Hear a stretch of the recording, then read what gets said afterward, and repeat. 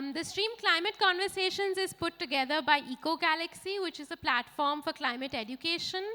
And the founders are here, Shreya Sridharan and myself, Urvi Desai.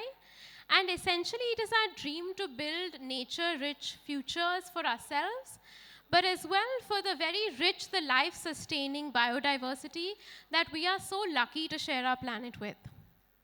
So we're very thrilled to have all of you this year. We try to bring each year meaningful, nuanced, and enduring sessions to our audiences.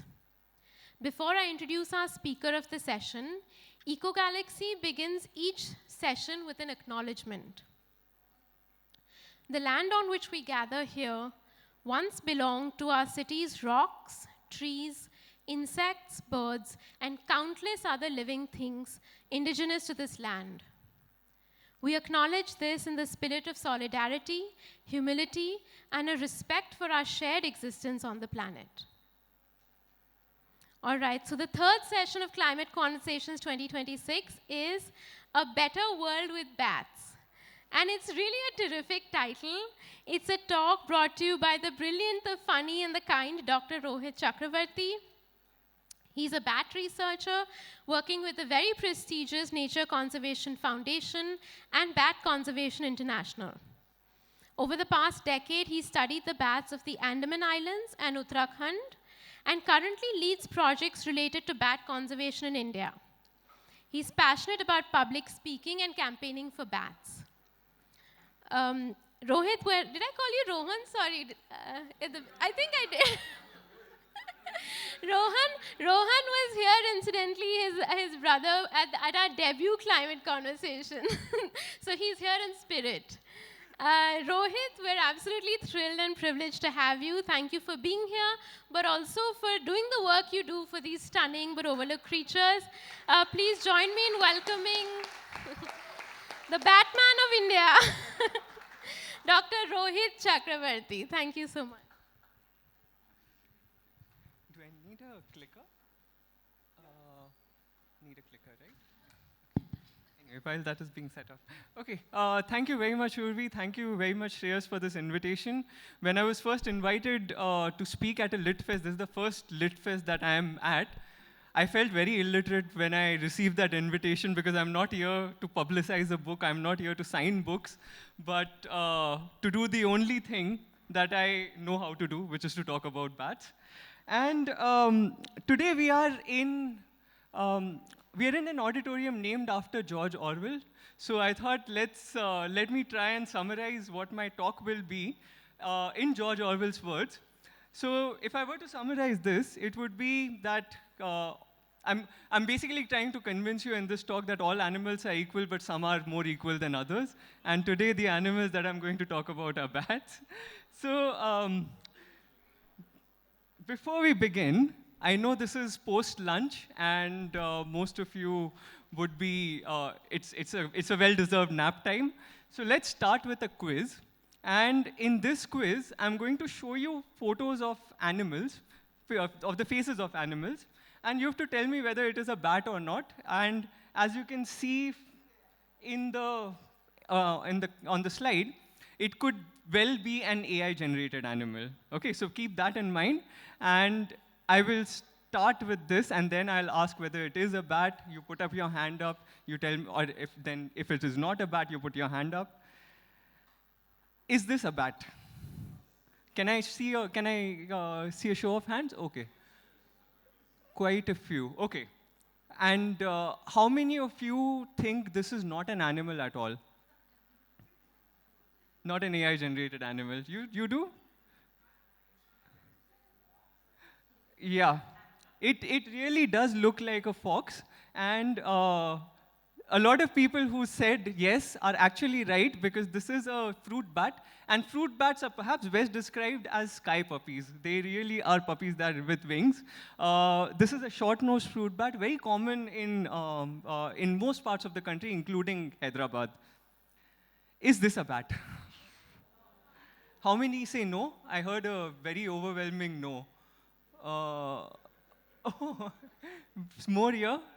And how many say yes? Yes, yes, yes, yes. Okay. Fewer yeses than no's. How many think it's an AI-generated animal? Okay, that is even fewer. Okay, so sorry to the people who think this is not a bat, this is a bat. It's called a hammerhead bat. It's found in Africa. It's a species from West Africa. And incidentally, this is a male. The male has these enormous, has this bulging snout, which it uses to produce booming sounds to attract females. Is this a bat? Okay, cool. I was just checking whether once in a while you have to throw a control to check whether the audience is really paying attention or not. Okay, cool, cool. I'm not going to explain this. Is this a bat? Yes? Overwhelmingly? Yeah? Is there anybody who thinks no? Okay, great. I'm dealing with a very well-informed audience who probably does not need any convincing that bats are more equal than other animals. But yeah, this is a false vampire bat, one of the few carnivorous bats that we have in our country. And interestingly, these bats have these large ears that allow them to listen to the sound that their prey is making. They fly very close to the ground, and if a rat is moving, if a cricket is calling, this bat picks it up with its ears. Is this a bat? How many yeses? 1, 2. Are most of you saying no then? Yes. No. So the ones who are saying no, what animal is this? Sorry? Okay, possum, I've heard different things. It's a colugo. So one of those animals that glides but does not truly fly. It is neither related to lemurs, neither to squirrels, but it's called a flying lemur in day-to-day parlance. Is this a bat? Wow, okay, overwhelmingly. And rightly so. This is a horseshoe bat, called so because of the horseshoe-shaped structure. The whole thing is the nose of the animal. Is this a bat? How many say no? I didn't hear a very overwhelming yes this time. Okay, no, but I think most people do agree that it is a bat. And one of those bats that I would expect people to be familiar with, because this is pretty much the most common bat in the country. It's a pipistrelle, one of the many species of pipistrelles. Most often, the very small bat that you'll see flying out immediately at dusk outside your house, this is what it looks like when you see it up close. Is this a bat? Cool, okay. Another control. What is it? Possum, okay. Is this a bat? Wow. Is this not a bat? How many no's? No, no, no. AI, how many think this is fictional? Okay. And how many say yes? Wow, a lot of you, huh? I mean, Congratulations to the ones who said yes. This is a bat. This is called a wrinkle-faced bat, found in Central and Central America. And this again happens to be a male, which has more wrinkle-like structures on its face than a female. Okay, so that was all about the quiz. I just wanted to thank my friend. If you want to, for those of you who are on Instagram, go check this account, because he takes brilliant portraits of bats, and you can see pretty much all the diversity that there is in the shape and sizes of bats all across the world in his account. Okay, so now let's get started with the talk. In this talk, this talk is split into 3 sections. In the first section, I'm going to talk about bats. Basically, all of you, as naturalists or even as people interested in quizzing, if you need any trivia on bats, you should find everything over here. The second part will be more about my work, and the third will be about bats and humans together. Okay, so whenever we talk about wildlife, let's start right from scratch. Let's start from, how did this animal even come to exist in the face of the earth? So our story goes back to about 65 million years ago. Can somebody tell me what the significance of 65 million years ago is? Dinosaurs, what happened to them? Extinct, right. So 65 million years ago is the period when mammals really started to, diversify, because dinosaurs that were subduing them for so many years went extinct. So our story starts with an animal that looks somewhat like a shrew. It is not a true shrew. Uh, Taming of the shrew, everybody knows what a shrew is. It's a mouse-like animal, but not a mouse. With a long snout, it eats insects. So 65 million years ago was also the time when trees were diversifying. They were flowering, and as flowers started coming on top of trees, naturally insects, also started making way up the trees to suck nectar from the flowers, to pollinate the flowers, to disperse fruits of trees, insects. Every kind of animal was doing that. So now, insects were not just available on the ground, but also on trees. So that's when the shrew-like animal starts becoming arboreal and starts to hunt insects that are, above the ground right now. And over the course of millions and millions of years of evolution, this animal, in the course of jumping and trying to catch insects, eventually develops into an animal that we recognize as a modern-day bat. With wings, with the ability to echolocate, to produce, ultrasound to find its way. And that's when bats originated as, looking like what they look like in today's world. So this is a very simplistic explanation, but if you want to go check out the same story a bit more in detail, I really recommend this YouTube video on this channel called PBS Eons. Okay, so now, again, a few more trivia questions. We talked about how bats originated. Now the real fun begins when we talk about their diversification. In the world and in India. In the world, how many species of bats do you think there are?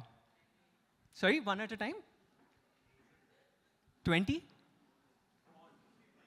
Sorry? 4, okay. Does anybody want to go higher? Sorry? 200? 1400, okay. Anybody? 26, 22,000. Okay, very precise. Why are you not rounding off your numbers? Why 1,400 and not 1,500 and not 2,200? Why 2,200 and not 2,000? Okay, cool. You guys are very precise. Okay, you don't have to answer that. Don't worry. But you are the closest at 1,400. In the world, at the moment, actually, there are exactly 1,500 species of bats. This number obviously keeps increasing as people discover more species, and for bats, it's very frequently that people discover new species. In India, how many species of bats? I'm going to come to the winner. 300? 26. Wow, you're not rounding off either. 140. Around 145. Anybody last guess? Yeah? 230. Okay. Okay. This time you are the winner. The closest guess, 135. 135 is the number that we know as of today. But in both the situations, notice, compare it to the number of mammals that there are in the world. Bats roughly make up 30% of all the mammals that are found in the world and in India, which means that if we are strictly speaking about numbers, we are not talking about conserving mammals until we are talking about conserving this group of mammals, right? Okay, what do bats eat? Few quick answers. Insects and fruits. Anything else? Nectar. Okay, fruits, nectar, let's combine everything. Anything else? Blood. Okay. Blood and what else? Fish. Frogs. Okay, we've covered everything. Great. Usually the blood is what takes a little longer to come, but then we have a very smart audience. There are two main groups of bats. There are bats that eat insects. There are bats that eat fruits. Most bats actually, out of like 70% of the bat diversity in the world are insectivorous. But then, like we had answers from here, there are also carnivorous species of bats. There are bats that eat pretty much everything that they can catch, from mice, lizards, fish, including other small bats. Yes, so that's the last bit I'm coming to. So there are blood-drinking bats as well. So there truly are vampire bats in the world. But two important things to remember. A, they are not found in India. They're only found in Central and South America. And they drink blood of cattle, pigs, horses, birds, and so on. So humans don't have anything to worry about unless they try to handle the animal, it bites in self-defense, because the chance of contracting rabies from vampire bats is very high because they're actually drinking blood from other animals. Yes, yes. Yeah. Yeah. Okay, how long do bats live? Can I get some answers here?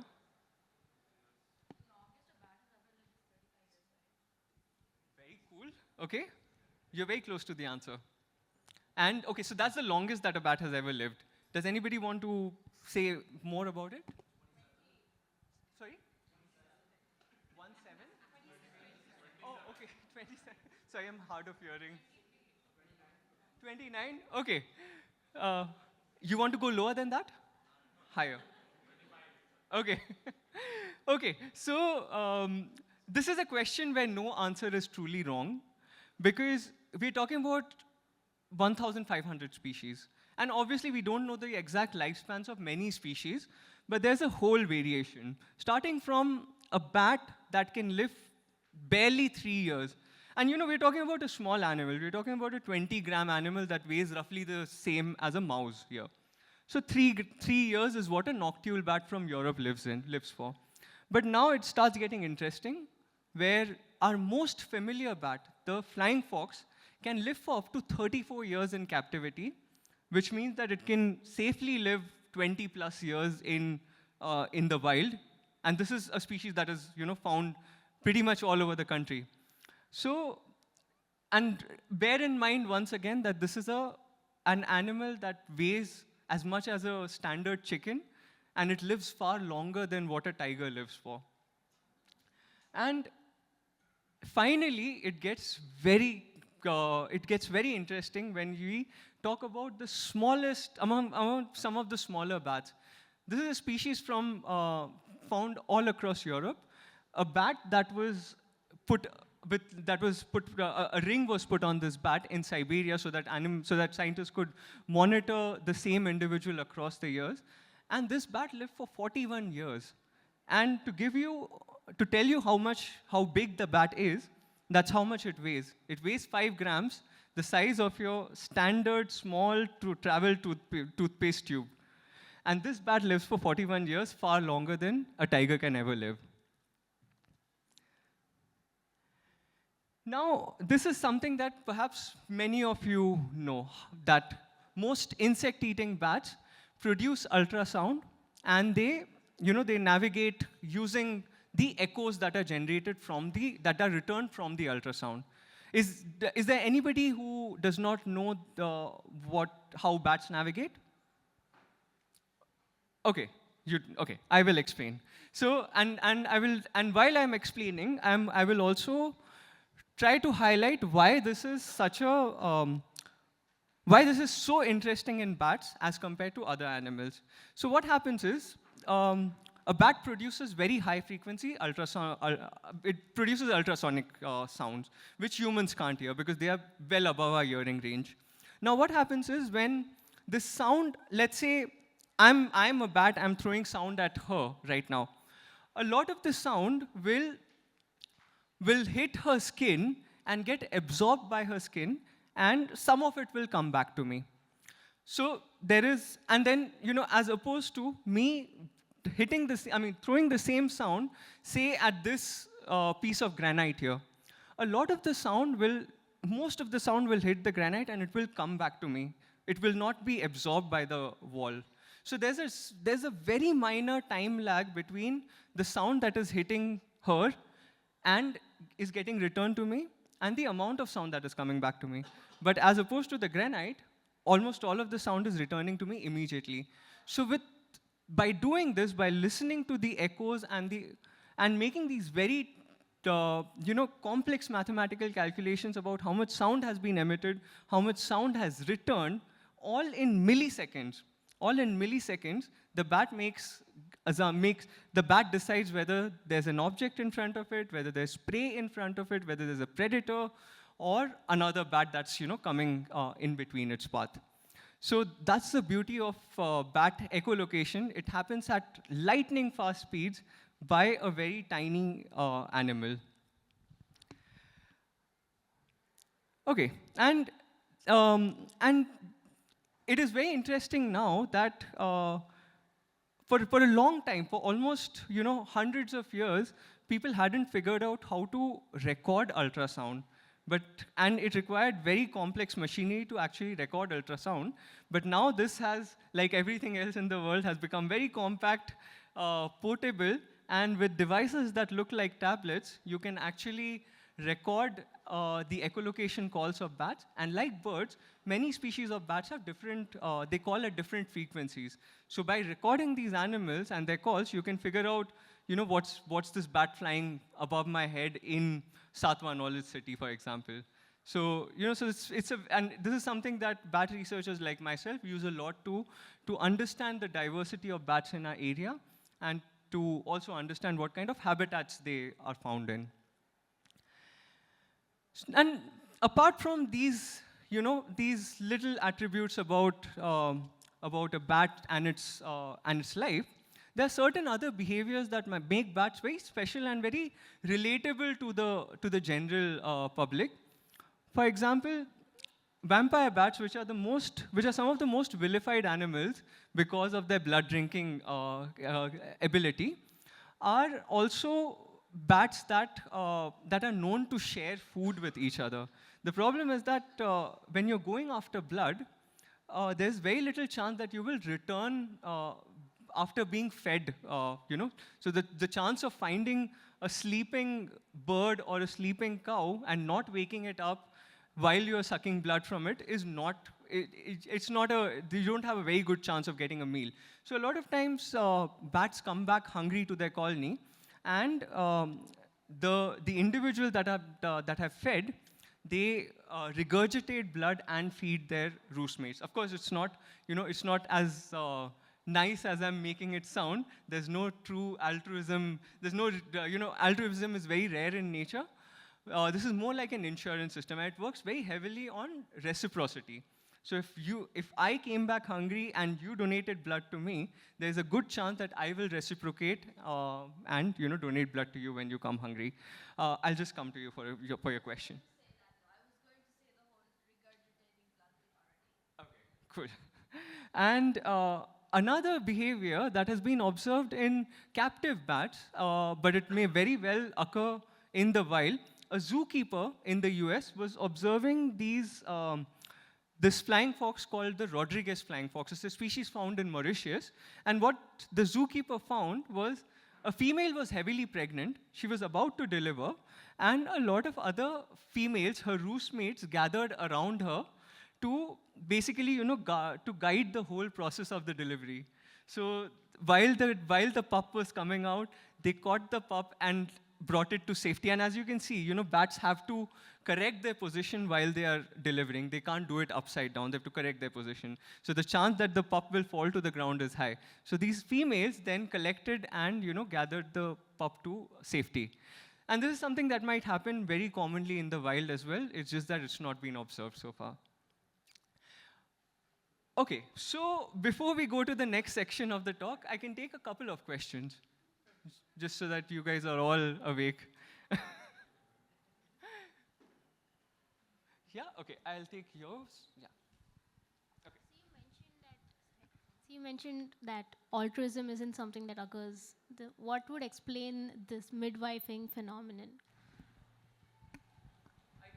I think again, it's a, so because it's not, we don't know how often individuals are performing it, I can't give you a proper answer. But even there, it might lean towards reciprocity, that if you are the recipient of it, you might reciprocate in the future. Or it could also be dependent on hierarchy. Perhaps the female who was getting that special treatment was a dominant female.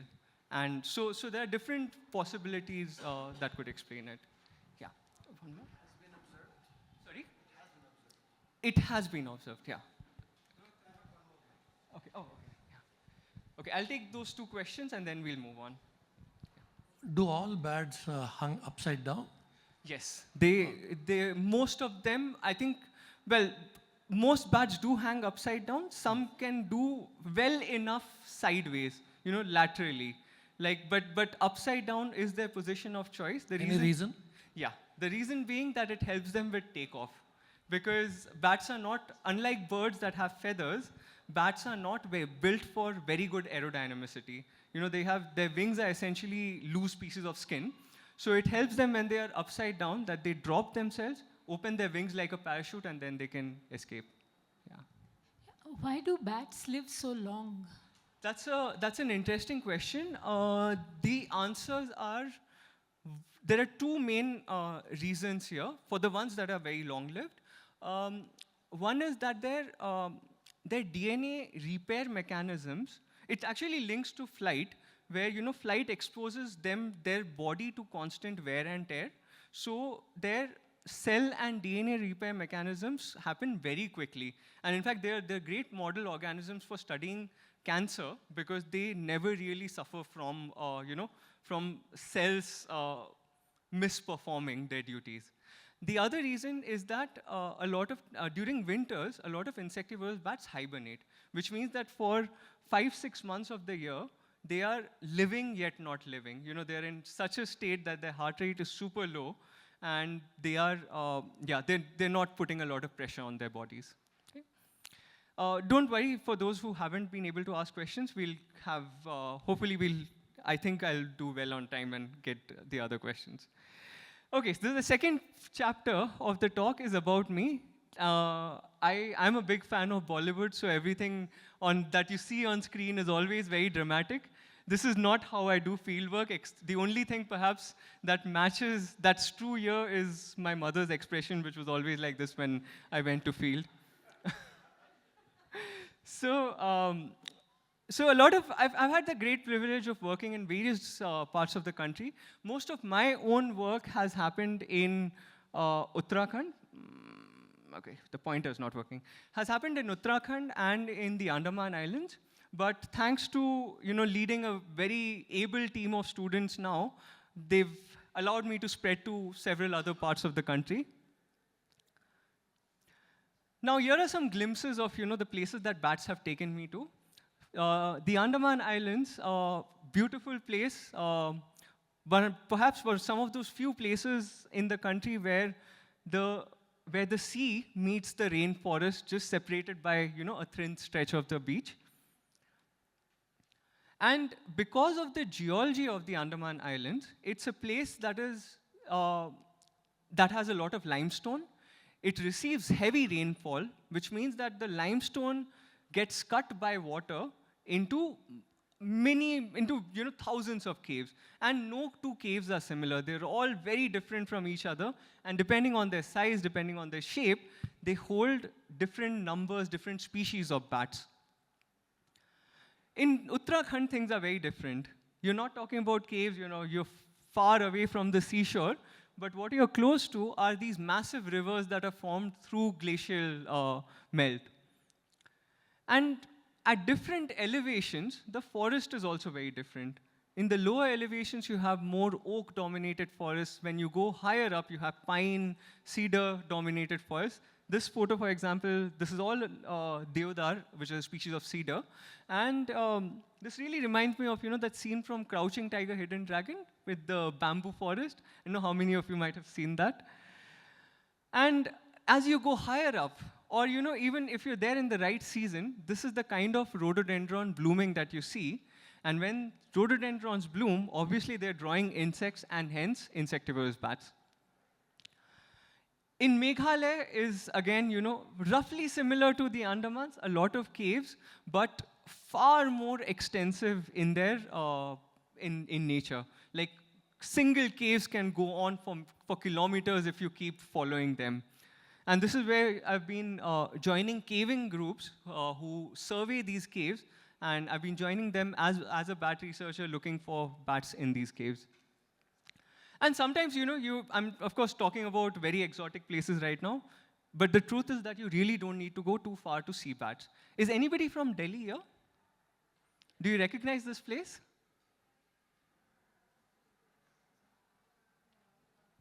No? This is Tughlaqabad Fort. Tughlaqabad Fort, which is just bordering Faridabad. One of my favorite places in Delhi to watch bats in the right season. You see a lot of bats here. And as much as this is about bats and the places, it's also about the people who have worked with me and have shaped the way I study bats as well. For example, Isaac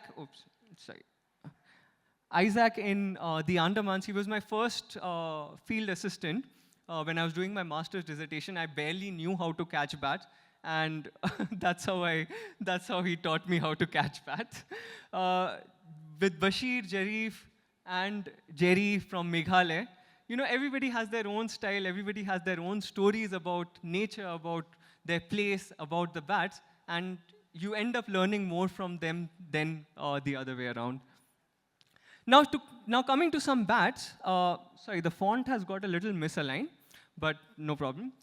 Coming to some of the bats, in different places, the cave nectar bat and the long-tongued fruit bat. This is, the one in the right is from Meghalaya, the one in the left is from the Andaman Islands. But they're both very different species of bats, but with one commonality, with a very long snout, right? Why do you think that, how does that long snout help?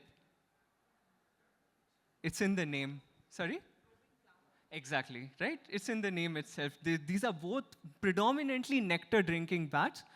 The long-tongued fruit bat is known to be a very good pollinator of wild banana plants. So again, a very important species. In the Andaman Islands, because it's an island, you don't see a lot of different species. But what you see are species that are found only there and nowhere else in the world. And these are what we call endemic species.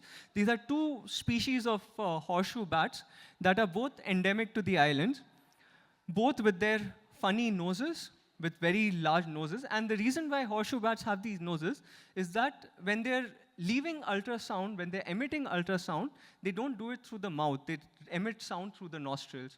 So it's essentially, like speaking out of a loudspeaker. In the Himalayas, the diversity, again, completely changes. These are two of my favorite species. In the barbastel, the ears are where the eyes should be. They're both forwardly facing ears. The long-eared bat, the photo doesn't do any justice to it, and it's very hard to get the actual size of the ear. The ears are so long that they could almost cover the entire body of the animal. It's a very large ear. And not all bats are, boring, brown, black, gray in color. There are also these brightly colored bats, like the bronze sprite, which looks like, somebody's dipped it in mehendi, and it's turned out this rich burgundy in color. The Tickles bat is orange in color with orange and black wings.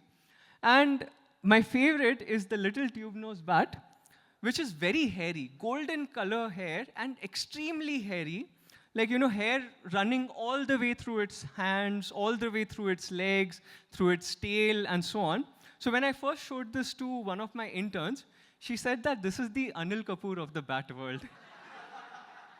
For those of you who are too young to understand this, I'm sorry, but I can spoil your day.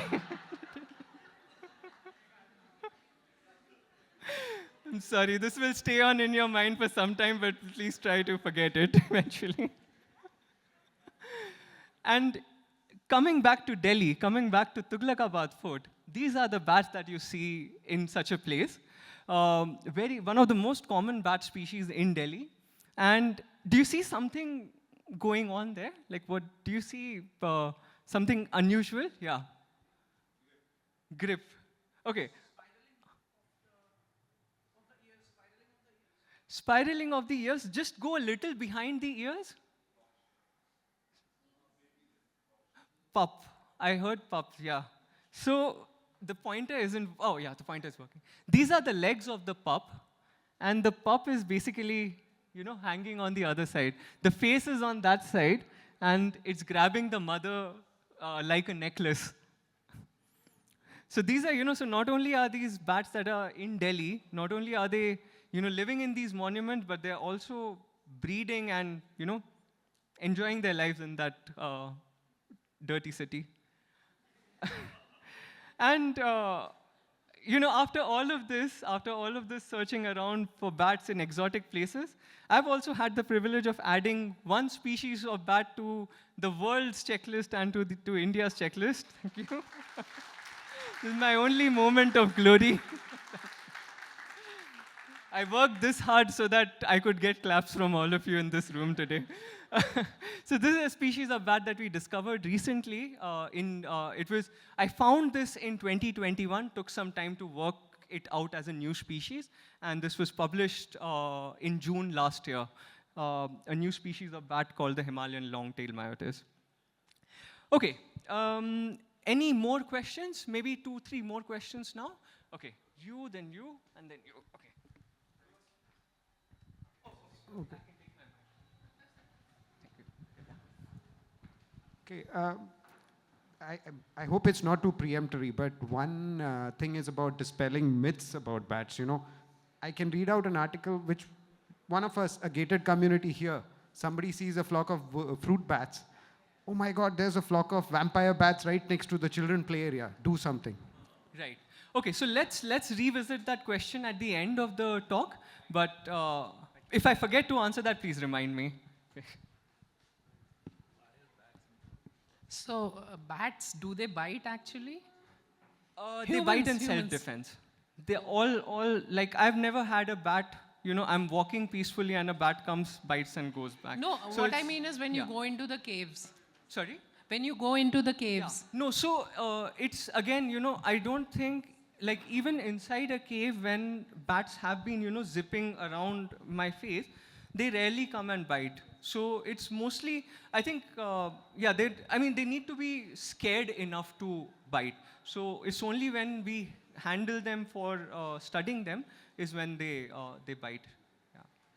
How useful are they for humans? We're going to come to that soon. Huh? There was one more question here, right? Yeah. No, I wanted to know how accurate is echolocation, and in the wild especially, do they often hit into objects, especially when they're flying and there's other moving objects as well? You're asking me to defame bats now.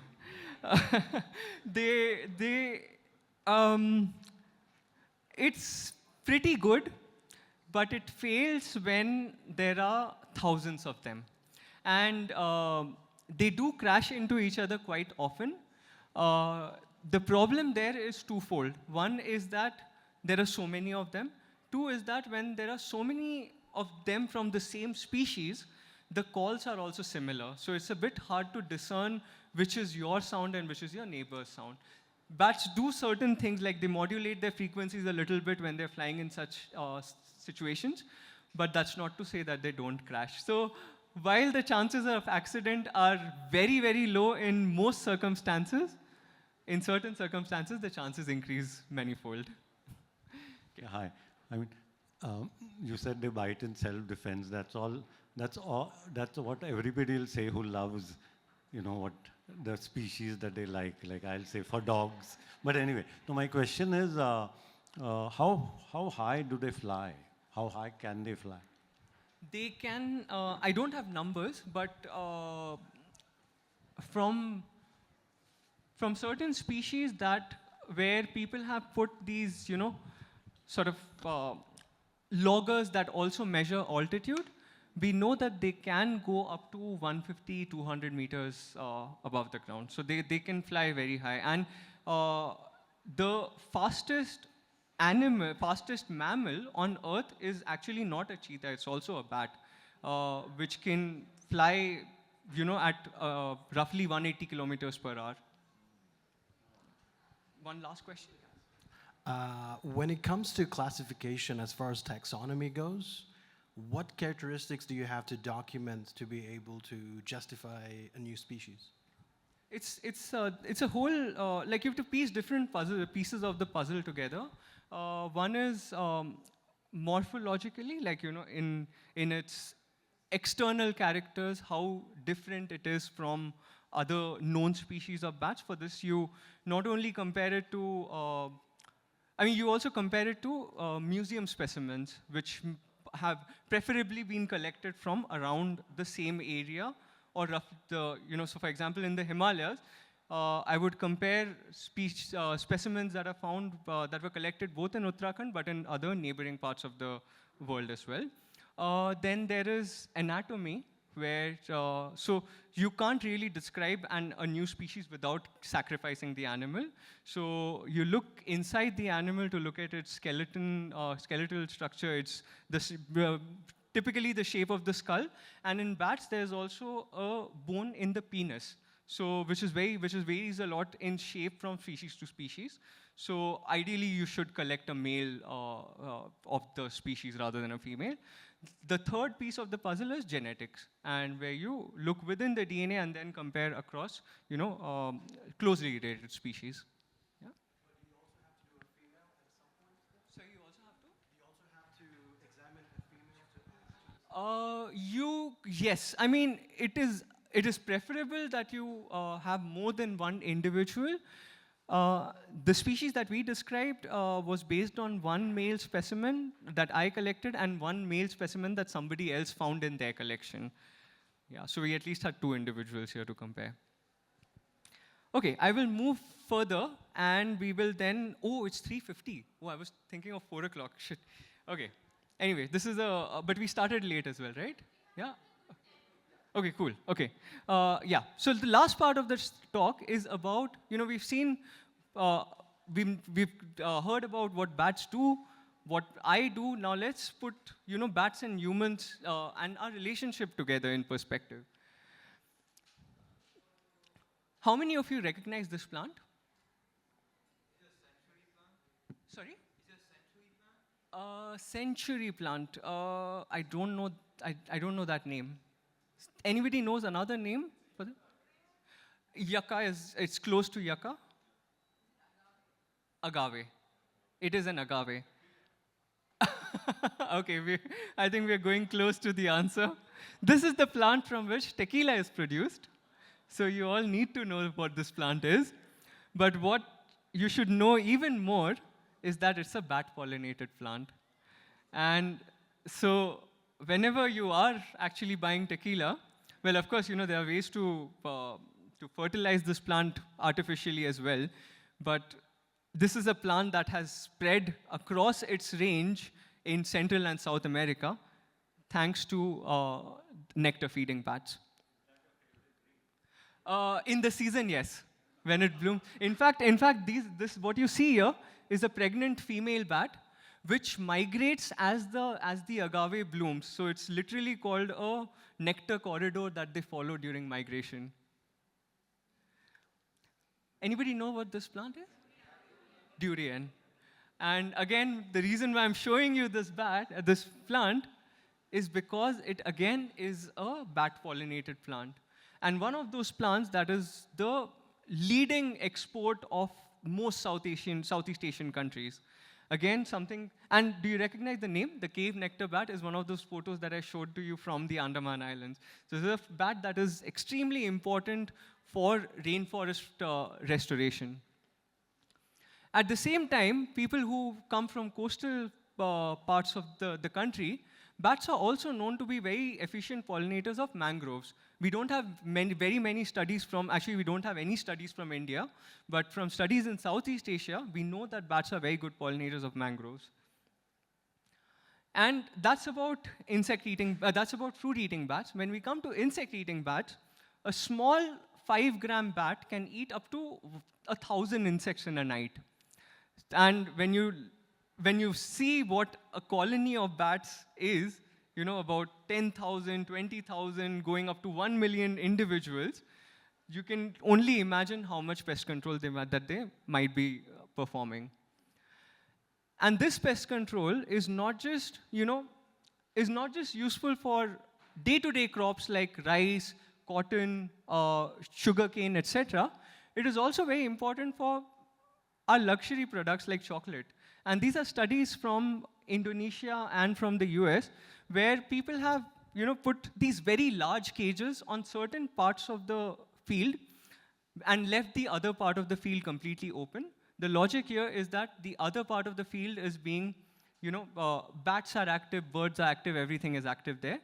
In the part that is caged, you open the cage during the daytime and you close the cage at nighttime so that bats can't enter it and perform their, pest control services. And when you compare these two plots, you see that this is a study that includes both birds and bats, but the losses that they prevent can range up to $730 per hectare, which is a huge number for a farmer in Indonesia. The same thing for corn, where at a global scale, it is anticipated that bats can perform, bats can control pests up to the order of, or prevent losses to farmers up to the order of $1 billion. So that's the amount of, pest control that we are talking about when it comes to bats.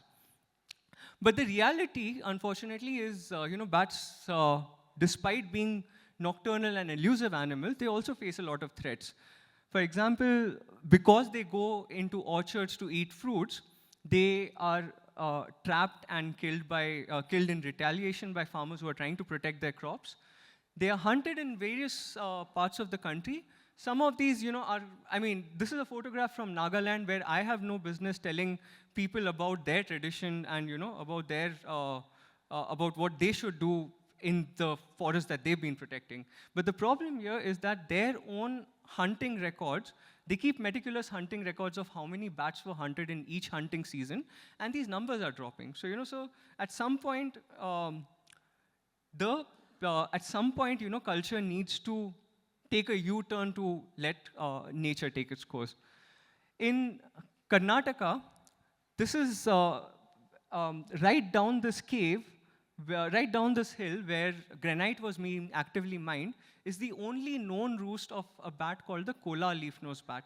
It's only found in one cave between Bangalore and Chennai, and less than 250 individuals are estimated to be in that cave. So it's even more endangered than a tiger is. I'm bringing the tiger back and again to put endangeredness into perspective.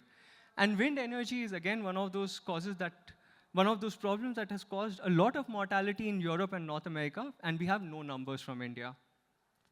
And as a result of this, there are certain species of bats that are endangered in India. The Nicobar flying fox, found only in central Nicobar Islands.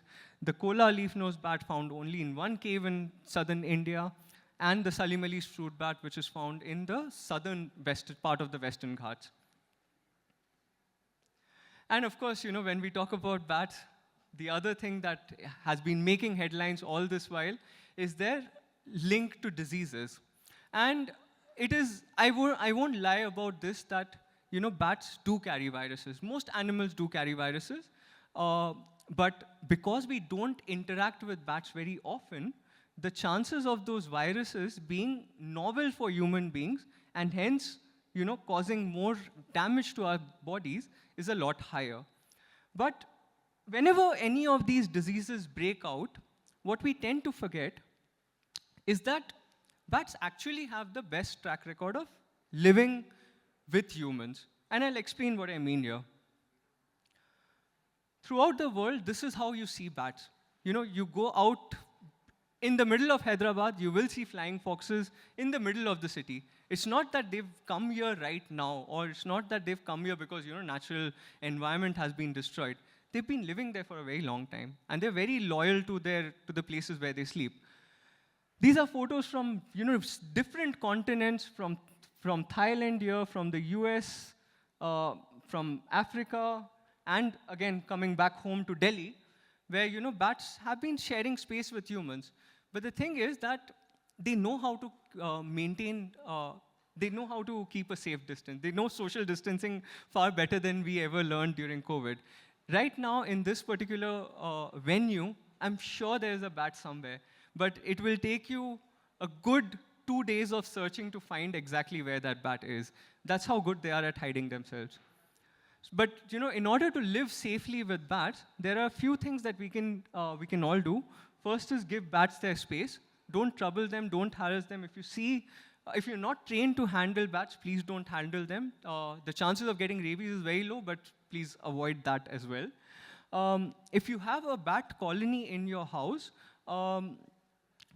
try to keep yourself or your pets away from it. Like I have a colony in my house in Nagpur, which has been there for the last 5 years, and we know where the bats poop. We just keep, ourselves and the pets away from there. And especially in the case of Nipah, do not eat fallen fruits. I mean, the saliva of any animal is a very strong source of contamination, and it's always best to avoid, fallen fruits, especially those with bite marks. So I'm going to end with this one last photo, which summarizes what, our association with bats should look like. This is a photo from Cambodia, which shows traditional bat houses. What you see here, this dried hay, is all what farmers have put in to attract bats. So bats live inside those. And we're talking about, farmers with their agricultural fields here. The bats sleep here during the day. At night, they go out, they hunt insects over the rice fields. And so, so they're doing their pest control there. They come back, and the story doesn't end there. The farmers put these sheets underneath the bat roofs to collect their poop, to collect their droppings, which is known to be excellent fertilizer because it's extremely rich in ammonia and nitrogen. So just by merely providing an artificial house to a bat, you're getting free pest control, you're getting free manure for your crops. So, and I think we need to see more examples of this all across the world. With that, I'll end, leaving you with this one last message.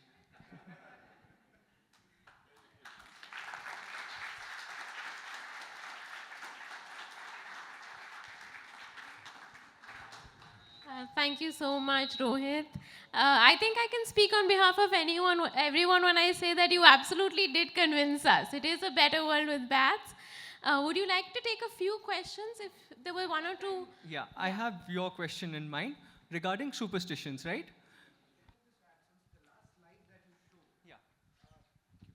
The last slide that you showed had bat guano. So even when you go to Bikaner, the temptation of scooping some up for my plants is there. But you say stay away from the fishes. So how do we balance that? Thank you very much for catching that.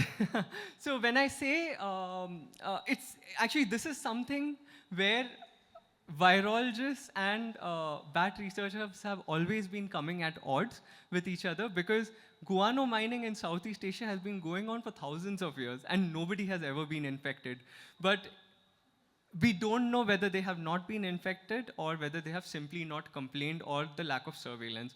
So while you are using the droppings, I mean, if you are doing that, I would do it with basic hygiene by covering by masking up and using gloves. Yeah. But again, the chances of actually contracting a disease, I would say, are very low. But it's always just good to be safe. Do you have any cave which is protected mainly because of the bats? And do you suggest some areas which should be protected for bats? Yeah, that's a very good question, sir. I think there is no particular cave that has been protected for bats, but Bhimgad Wildlife Sanctuary in northern Karnataka became, I mean, one of the reasons why it became a protected area was because at that time it housed the only known population of the Rotten's feet-tailed bat. So I think, as far as I know, and maybe Ravi can correct me if I'm wrong, I don't think we have policies about conserving caves themselves. Like when only they get protected only when they are part of, when they're protected by the Archaeological Survey or the Wildlife Protection Act. Yeah. Yeah, so we really do need, measures to prioritize caves and conserve them legally. Sorry? Thailand. Yeah. Actually, that photo was also from one of those caves.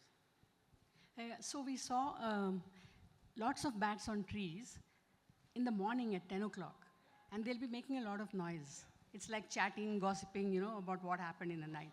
So why do they do that? Do they not sleep in the morning? Yeah, I completely agree with you. This is a burning question in my mind as well. When do bats sleep? Because they don't seem to be sleeping all that much during the day. The colony that we have in our house in Nagpur, they're squabbling all the time. Flying foxes on those trees are squabbling all the time. I think they barely manage 3-4 hours of sleep during the daytime. But yeah, I would need to put a camera to know. I think there's a question there, Kavita. So how many bat species have we lost or have gone extinct in recent times? How many bat species Have gone extinct in recent times? have got extinct? I don't have the exact number, but I'll tell you the last bat to go extinct was as recently as 2006. This is a species called the Christmas Island pipistrelle, which was found only on Christmas Island. It's an Australian territory between Indonesia and Western Australia. And basically in that island, snakes got introduced, rodents got introduced, and bats became easy pickings for those animals. But prior to that, I think the last extinction may have been a good 30, 40, or even 50 plus years ago. But we do have a lot of critically endangered species which are known from only single caves in different parts of the world. Yeah. Okay. You mentioned that we have to stay away from the bats in our surroundings. But in Western countries, they are conserving them by building artificial bat box and all these things for their conservation. Then how can we conserve them in our society by looking all the virality, like they can spread diseases, like so how can we conserve that in a sustainable way? So the reason why most Western countries are making bat houses are exactly because bats live in their houses, and unlike us, bats are protected there, so they can't chase the bats away, so they have to find another solution to move the bats. So I think we have far more tolerance to these things, and we have far more, the idea of coexistence is a lot different here. There, even a bat silently living in an attic, they would want to move it away. Whereas in our case, we would, many of us will probably, let the bat just be there. So I think, so it is a lot about, thinking about it from, this point of view, that if a bat is there and it does not seem to be doing anything. So what we need to build more of is nurture this idea of coexistence. That if the bat is in a house and if it is not causing any trouble, perhaps the best solution is to let it be there. And if it is causing any trouble, then we resort to situations like building bat houses. But the problem with building bat houses here, as opposed to colder countries, is that bat boxes heat up very quickly here. So that also needs to be, I think very few people have figured out how to make an ideal bat box for a tropical situation.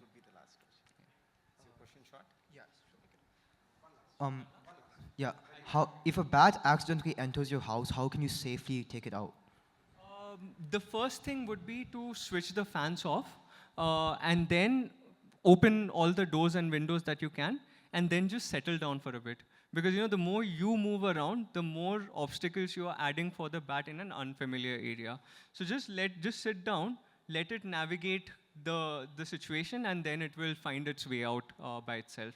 If it's unable to do that, then maybe you'll need to figure out which way it's going most often, and then try to divert it out of the way. Okay, thank you. Thank you so much, Rohit. What a terrific talk. And what a packed hall for a discussion on bats. I'm really proud of you, HLF and Hyderabad and all of you. Thank you so much, Rohit, for being here.